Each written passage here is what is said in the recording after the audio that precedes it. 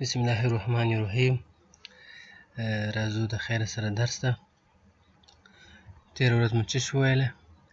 تېره ورځ مو د پاراګراف ګروپ خلاص کړلی. نو د خیر راځو سټایل ته. سټایل څه ته ویل کېږي؟ سټایل تعریف به درته وایو او بیا به کار پرې وکړو.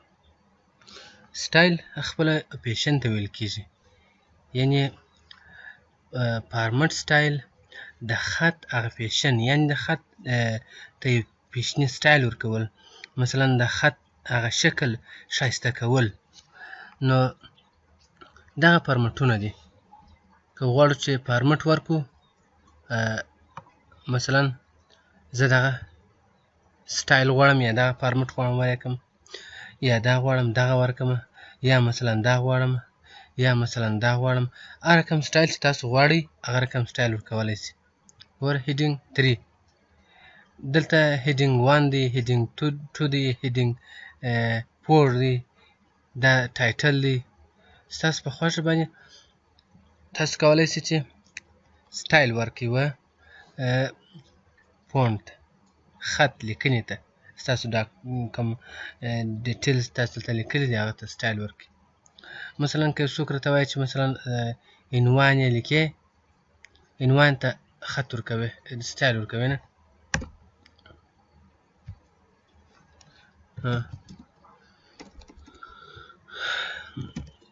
کندهار دا انتخاب که، راشه سټایل ورکه، هیډینګ 2 ورکه، دا عنوان شو.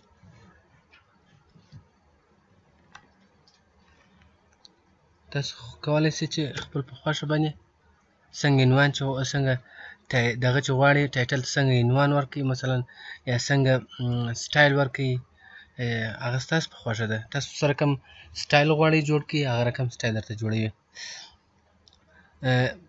انشاءالله دغه سټایلونه دي. او که غواړئ چې مثلا چې نور سټایلونه وګورئ، دلته هم کولی شئ چې ویې ګورئ. ستاسو خپل په خوښه باندې سټایل ورته انتخاب کړئ.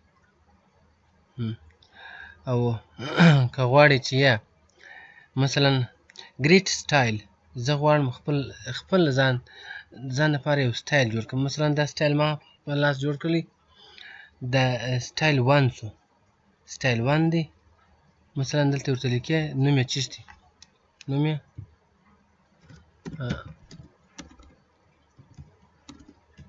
محمد هاشم.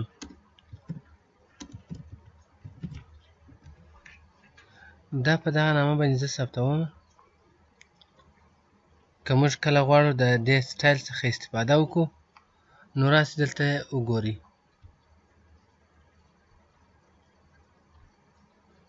دلته به د محمد هاشم په نامه باندې سټایل حتما موجود وي، ځکه ما جوړ کړلی، کریټ مې کړلی. چې دغه دی، دا سټایل د محمد هاشم په نامه باندې. ګوره محمد هاشم یې راوړی دی، محمد یې راوړی دی، هاشم نه ښکاره کوي ځکه د دې ځای کوچنی دی، نشي کولی چې درته ښکاره کړي. او که غواړئ چې کلیر فارمټینګ، دا فارمټ چې تاسو ورکړی دا صفا کړئ، ایسته کړئ، کلیر یې کړئ، کولی شئ بېرته مې کلیر کړئ. او که غواړئ چې مثلا دلته اپلای سټایل، دا هماغه شی دی چې دلته موږ داسې پر اپلای کوو. څنګه یې پر اپلای کوو، هغسې پر اپلای کوو.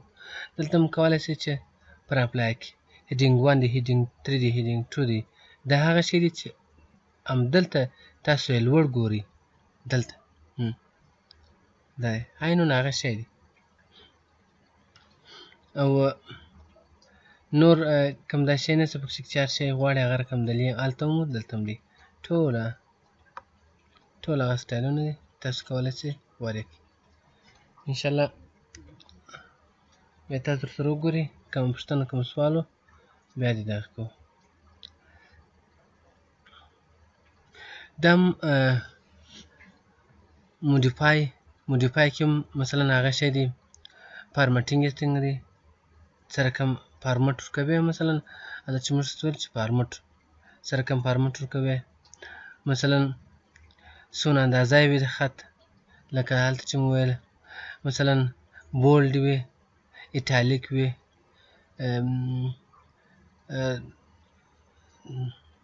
انډرلاین وي، او تر څنګ یې په کومه ژبه وي، دا خو د ژبې دي نه کومه ژبه باندې لیکل سوي، عربي ده په کوم پښتو ده کومه ژبه باندې لیکل سوي.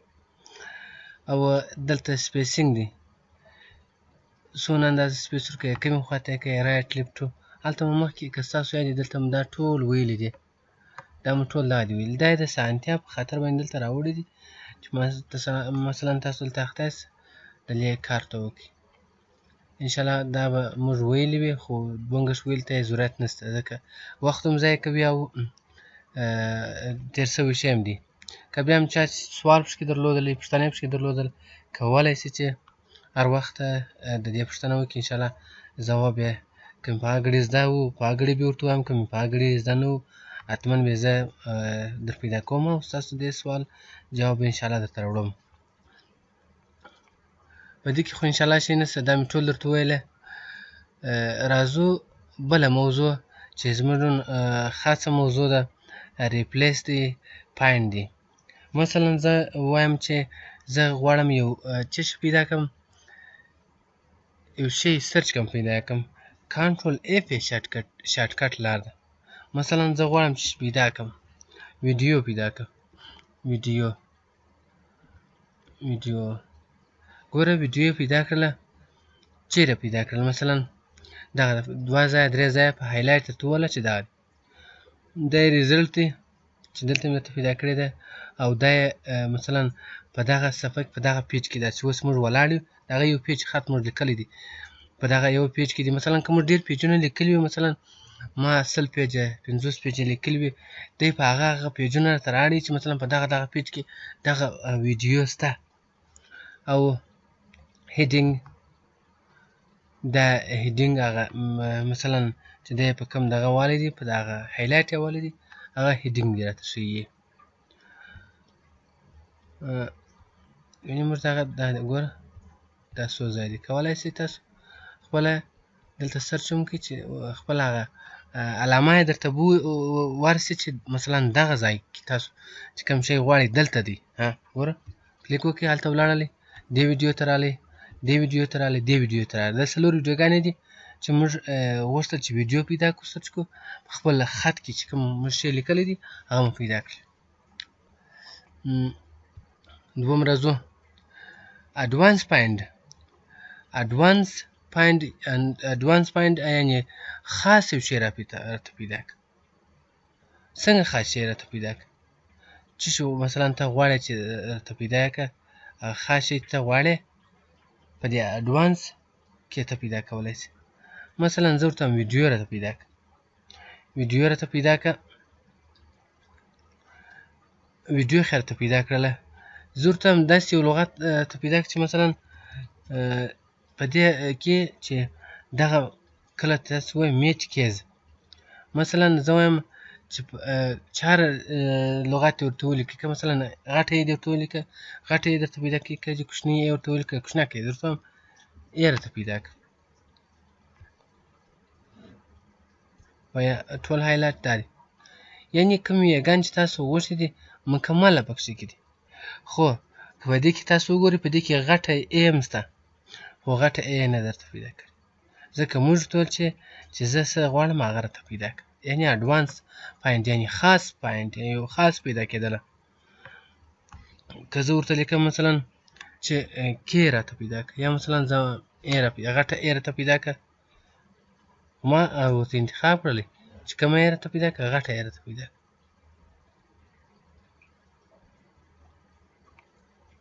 چې دا یې ولې نه کړه پیدا، دا خو هغه شی راته پیدا کړي چې موږ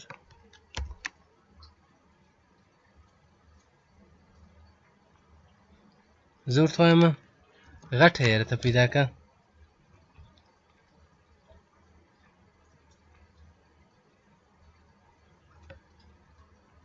وینې دا یوانه غټه ای پکښې کې ده، یعنې ما ورته ویل چې خاص شی راته پیدا کړه، خاص شی چې مثلا زه څه ورته لیکم هغه شی راته پیدا کړي.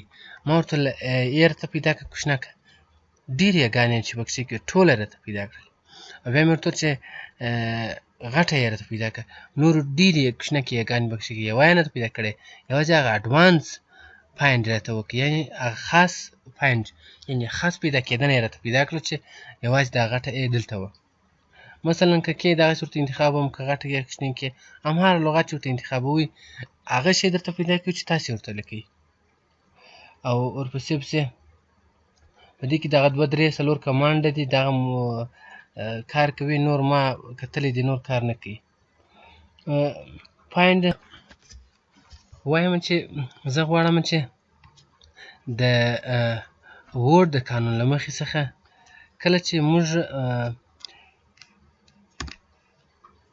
مثلا خط لیکو، مثلا احمد دی، کله چې مې سپیس ولی، دا یو د ورډ د قانون څخه دا یو لغات سو یا یو جمله سو. مثلا لغات خو داسې دی چې د یو څو تورو یا لیټر مجموعې څخه عبارت، یعنې چې څو تورو سره جمع کړې عبارت د لغات څخه دی. خو دا چې هر څونه ته مثلا لیکې هر څونه چې لیکې د ورډ په قانون کې دا یو لغات دی، یعنې د قانون په لغات کې چې مثلا زه ورته وایم کله چې مې سپیس ولی بل شو، دی وایي کوم لغات ته غواړې چې درته پیدا کړم، کوم لغات غواړې چې زه درته پیدا کړم. زه ورته وایم په د اډوانس کې ورته وایم چې په ی سره شروع شوي، ته هم هایلایټ یې کړه، ته هایلایټ یې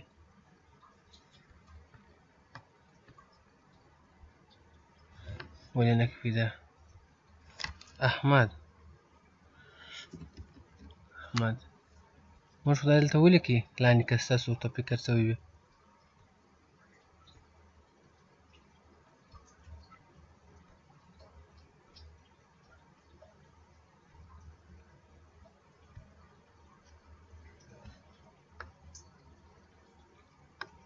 دلته به ویډیو ورته ولیکم.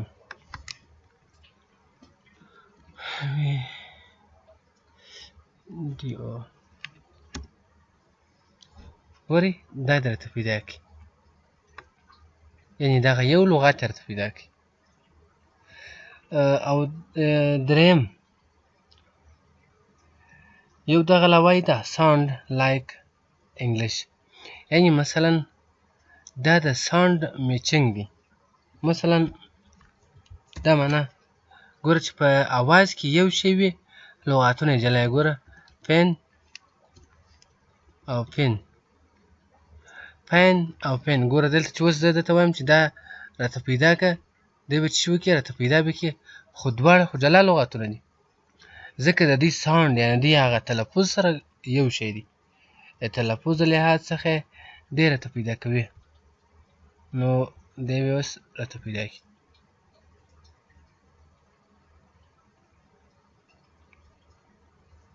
وینې پلی ته ولاړې، دواړه یې پیدا کړله.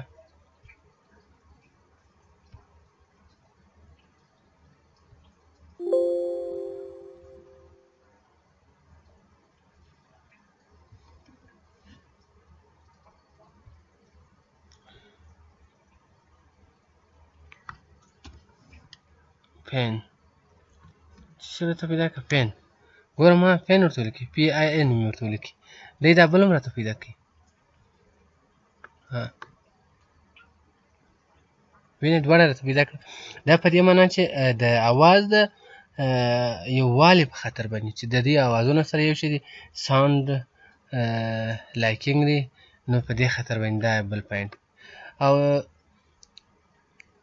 دلته چې دی کرنټ سلیکشن په کوم علاقه کې تاسو غواړئ چې دغه سرچ درته وکړي چې کوم شی درته پیدا کړي.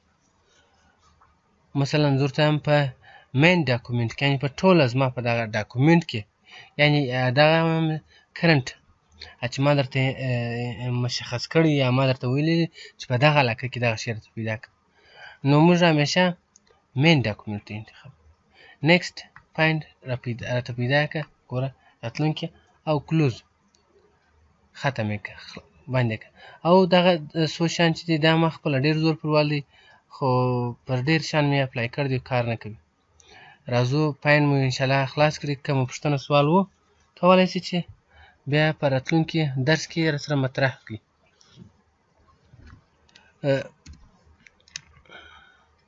RAND قوس خلاص قوس بند. ورپسې راتلونکي موضوع چې ده ریپلیس. ریپلیس څه معنا لري؟ مثلا یو نوم په بل باندې اړول، یو لغات په بل لغات اړول. مثلا ما په کتاب کې په زرهاوو وارې لیکلي دي، مثلا یو لغات راس لیکل شوی دی، سپیلنګي غلطي راس شوی دی. مثلا ما په ټوله ځایونو کې لیکلي دي د ویډیو سپیل چې دی هر ځای چې وي د ویډیو سپیل غلط دی. مثلا ما د وی پر ځای د وی آی ورکړی دی، مثلا د وی ای مې ورکړی ده. زه غواړم چې دغه ټوله لغاتونه چې اوس ما په ډاکومنټ کې مثلا په زرهاوو ځای لیکل شوي زه هر دانه ګورم، ماته ډېر مشکل دی. نو راسې ریپلیس ته. ریپلیس یو ډېر ښه شی دی، باید تاسو یې ټول زده کړئ. ریپلیس چې رالاست ورته ولیکئ څه شی پیدا کوي؟ ویډیو وایي دا څه په وکړم، ورته دا سپیلنګي غلطي ما شوې ده، وی ای ډي آی او ورته دغسې لیکل کېږي لکه ما چې لاندې درته ولیکل.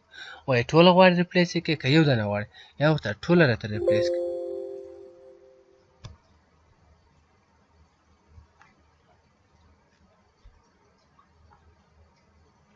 اوس ګورئ دا وینئ دا سره علامه چې راوړله ټوله ویډیوګانې چې دلته ویډیو چې لیکل شوې وه 1 2 3 4 ځای لیکل شوې ده، په 4 ځای سره د آی یې په ای واړوئ.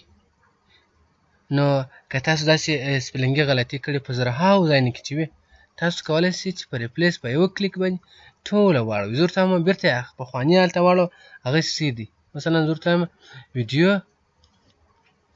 دلته ورته وایم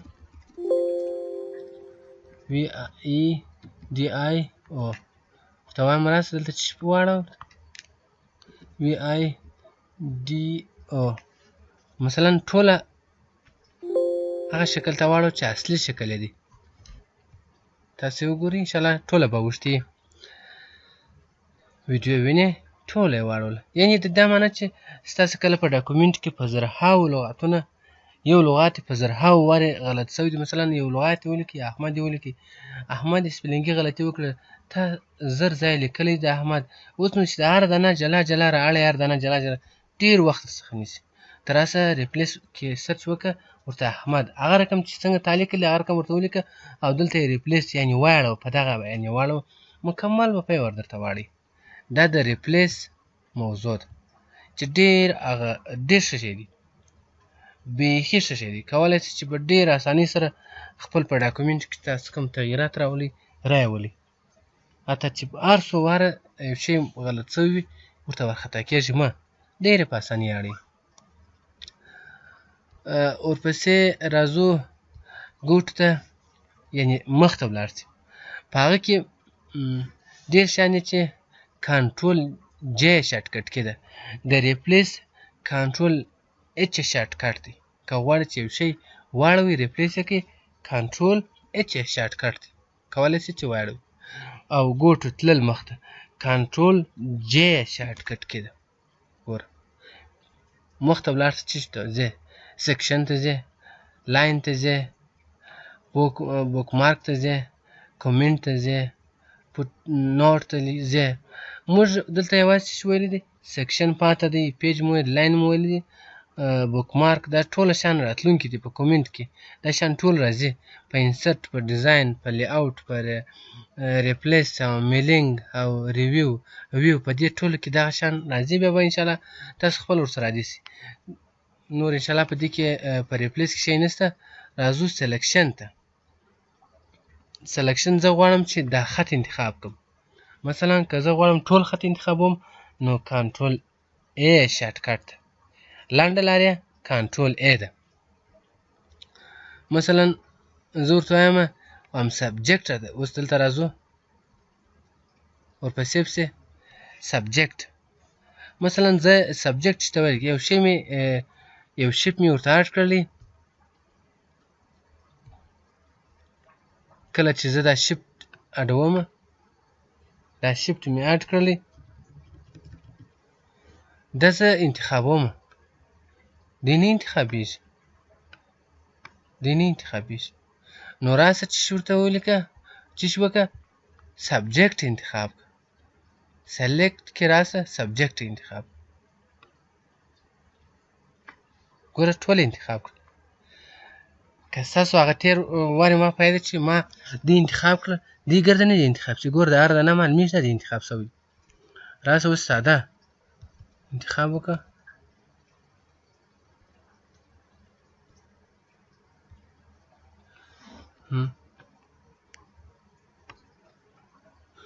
یعنې دی نه دی انتخاب شي، ځکه چې دی انتخاب شي دغه علامه ښکاره کوي. ګوره دا مې انتخاب شو، دا مې انتخاب شو، دا مې انتخاب شو، اوس خط نه ورسره انتخابېږي. نو راس سبجیکټ ته راسه، سلیکټ سبجیکټ، راس دا پر راکش کړه، مکمله به درته انتخاب کړي. انشاءالله په دې به مو سر خلاصوي. ورپسې پسې select pen، select pen، select all the text with similar formatting no data. دغه چې دی دغه select all text with similar formatting دا به انشاءالله سبا د خیره به زه وګورم، د یاده مې رسم وتله، سبا د خیره به وګورو. دغه موضوع به بیا اصلاً درته ویمه، بره به څه شی وکړو، هم مو خلاص کړلی، زه به انسټ به شروع کړو انشاءالله. مننه، د زغم څخه مننه. که بیا هم سوال پوښتنه شی وه، سبا د خیره به مطرح کړو. ښه وخت ولرئ.